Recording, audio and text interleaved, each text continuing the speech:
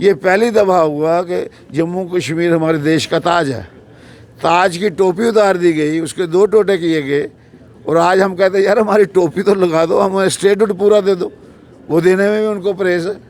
तो इससे लोगों में कोई मोहब्बत नहीं हो रही बीजेपी के लिए, इसके लिए बीजेपी के खिलाफ नफरत हो रही है। तो क्या लगता है कि 50+ का आंकड़ा पार हो पाएगा? हाँ, बड़ी अच्छी है, लोगों की आइडेंटिटी खा जाओ, लोगों का वो अपना कल्चर खा जाओ, लोगों की नौकरियां खा जाओ, लोगों के ज़मीनों के मसले में वो कर लो, फिर कहो 50 का आंकड़ा, वो तो ख्वाब लेने वाली बात। देखिए आज फारूक साहब ने भी कहा डेमोक्रेसी का क्या मतलब है। डेमोक्रेसी का ये मतलब नहीं कि सिर्फ सीटें जीतनी है, डेमोक्रेसी सही मायने में होनी चाहिए। पार्लियामेंट में आप कोई बिल लाओ, उस पर बहस होती है, फार्मर्स बिल लाने पे भी आप बहस करने से पीछे थे, हटाने में भी पीछे थे, तो ये किस किस्म की डेमोक्रेसी है। आज पूरे जो हमारे साफ़ी लोग हैं उनको ऐसे तना हुआ है।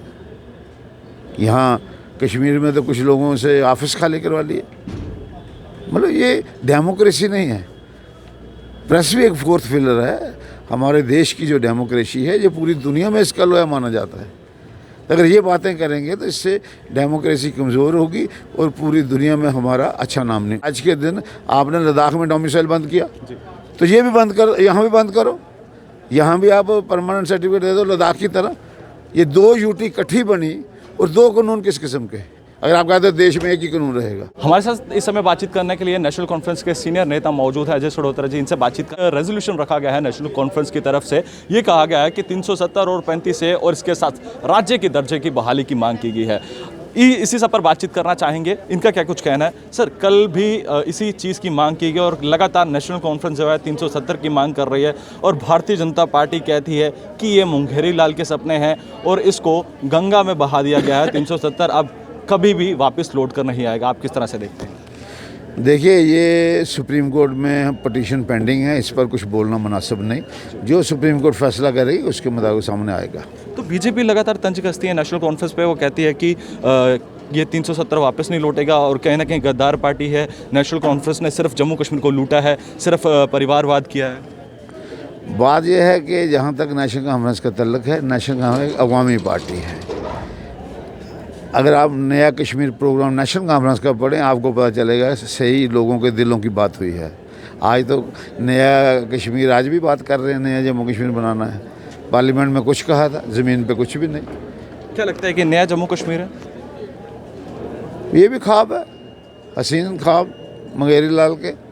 आप मुझे बताइए, पार्लियामेंट में ये कहना कि वहाँ राइट टू एजुकेशन नहीं है, भाई यहाँ तो मुफ्त एजुकेशन है।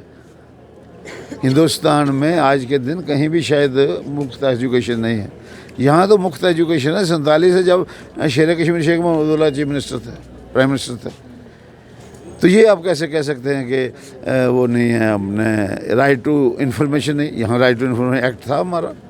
पार्लियामेंट में कुछ ऐसी बातें कही गई जो शायद जहाँ तो उनको खबर नहीं थी, तो जहाँ शायद जानबूझ को, मतलब कि स्टडी करके नहीं गए हुए। मैं समझता हूँ कि उनको एक ही था कि हम 370 हटाना है, बाकी जो मर्जी बोलेंगे। और देखिए आज फारूक साहब ने भी कहा डेमोक्रेसी का क्या मतलब है। डेमोक्रेसी का ये मतलब नहीं कि सिर्फ सीटें जीतनी है, डेमोक्रेसी सही मायने में होनी चाहिए। पार्लियामेंट में आप कोई बिल लाओ, उस पर बहस होती है, फार्मर्स बिल लाने पे भी आप बहस करने से पीछे थे, हटाने में भी पीछे थे, तो ये किस किस्म की डेमोक्रेसी है। आज पूरे जो हमारे साफ़ी लोग हैं उनको ऐसे तना हुआ है। यहाँ कश्मीर में तो कुछ लोगों से ऑफिस खाली करवा लिए, मतलब ये डेमोक्रेसी नहीं है। प्रेस भी एक फोर्थ पिलर है हमारे देश की। जो डेमोक्रेसी है ये पूरी दुनिया में इसका लोहा माना जाता है। अगर ये बातें करेंगे तो इससे डेमोक्रेसी कमज़ोर होगी और पूरी दुनिया में हमारा अच्छा नाम नहीं होगा। आखिरी सवाल, क्या 370 और 35 है कि आप जो एक रेजोल्यूशन रख रहे हैं, क्या इसको आने वाले समय में चुनावों के दौरान मैनिफेस्टो में रखा जाएगा? देखो, मैंने कहा ये सुप्रीम कोर्ट का मसला है। सुप्रीम कोर्ट के मसले को हम ज़्यादा डिस्कस नहीं करना चाहते, क्योंकि सुप्रीम कोर्ट जो फैसला करेगा उसके मुताबिक है। बीजेपी कहती है 50। हमने इमीडिएटली जो कहा है कि जब आप कहते हैं एक विधान एक प्रधान, तो मुझे ये बताइए कि विधान में लद्दाख में आपने कहा डोमिसाइल ख़त्म, वहाँ परमानेंट सर्टिफिकेट दे दिया। यहाँ क्यों नहीं?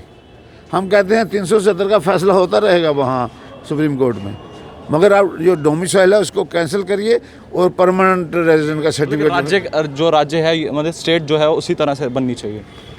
मैं कहता हूँ पहले आज के दिन स्टेट बनाना वो दूसरी बात मैं आपको कहता हूँ, मगर आज के दिन आपने लद्दाख में डोमिसाइल बंद किया तो ये भी बंद करो, यहाँ भी बंद करो, यहाँ भी आप परमानेंट सर्टिफिकेट दे दो लद्दाख की तरह। ये दो यूटी इकट्ठी बनी और दो कानून किस किस्म के? अगर आप कहते हो देश में एक ही कानून रहेगा। बाकी जहाँ तक तल्लक है कि स्टेटहुड तो देनी चाहिए। आपको पता है कि जो जून में मीटिंग हुई, प्रधानमंत्री ने मीटिंग की, बड़ी अच्छी बात है, मुबारक की बात है, तमाम पार्टियाँ गई। प्रधानमंत्री जी एक कॉन्फिडेंस बिल्डिंग मेजर करते, प्रधानमंत्री जी एक गुडविल गेस्चर करते, कहते अच्छा जी ये सब पार्टियाँ मांग रही स्टेटहुड में दे देता हूँ। पहली दफ़ा हुआ कश्मीर से वही आवाज़, जम्मू से वही आवाज़। जब दोनों खितों से एक ही आवाज़ थी तो स्टेटहुड देनी चाहिए थी। आज वो जिद पे खड़े हैं, अच्छा जी स्टेटहुड देंगे, इसके बाद डिलिमिटेशन के प्रोसेस के बाद, चुनावों के बाद। वो कौन सा तरीका है? क्यों इलेक्शन के बाद? पहले क्यों नहीं?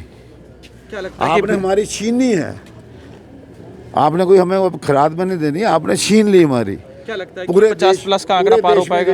पूरे देश में जो है, श्रोता साहब जो मैं कह रहा हूँ मेरी सुनो पहले, पूरे देश में जो है कि यूटी जो है, यूटी वाले जदोजहद करके मांगते हैं स्टेट।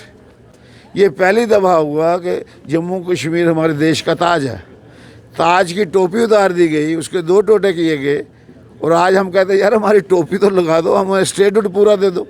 वो देने में भी उनको परहेज है।